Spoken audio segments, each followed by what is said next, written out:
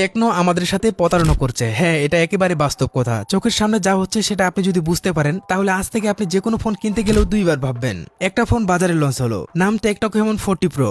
বড় বড় ইউটিউবাররা রিভিউ বানিয়ে ফেললো, ইউনিট হাতে নিয়ে ঘুরে ঘুরে দেখলো, কিন্তু আপনি যখন দোকানে গেলেন তখনই দোকানদার বলছে, ভাই এই ফোন তো এখনো বাজারে আসে নাই। এটা কি মজা? না, এটা মজা না, এটা পরিকল্পিত প্রতারণা। যে ফোন বাজারে লঞ্চ হয়ে গেছে তারপরও সেটাকে সাধারণ মানুষের নাগালের বাইরে রাখা হচ্ছে আপনার কৌতূহল বাড়ানোর জন্য, আপনার মনে ভালো ফোন মানেই প্রো ভার্সন এই ভাবনা গেঁথে দেওয়ার জন্য।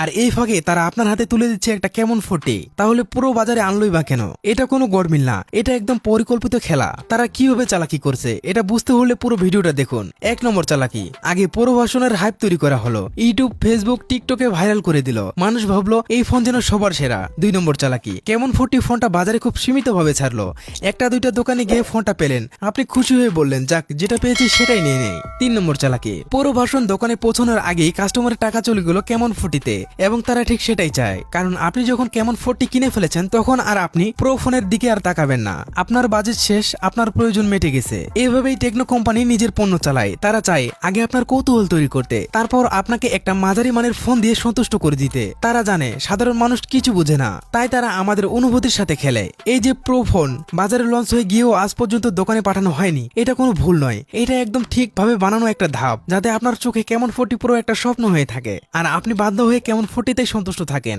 এটা হচ্ছে টেকনোর সবচেয়ে বড় খেলা, এবং এই খেলার শেষ কথায় তা আমরা যদি এখনই না বুঝি তাহলে আগামীতে আরো বড় বড় কোম্পানি একই কৌশল আমাদের উপর চালাবে। তাই আজকের এই ভিডিওটা শুধু একটা ফোন নিয়ে না, এটা আপনার চোখ খুলে দেওয়ার একটা চেষ্টা। যারা এই ভিডিওটা দেখতেছেন তাদের আমি একটা কথাই বলবো, প্রতিটা কোম্পানি যখন আপনার কৌতূহলকে ব্যবসায় রূপ দেয় তখন আপনি শুধু একটা ক্রেতা নন, আপনি একজন লক্ষ্যবস্তু।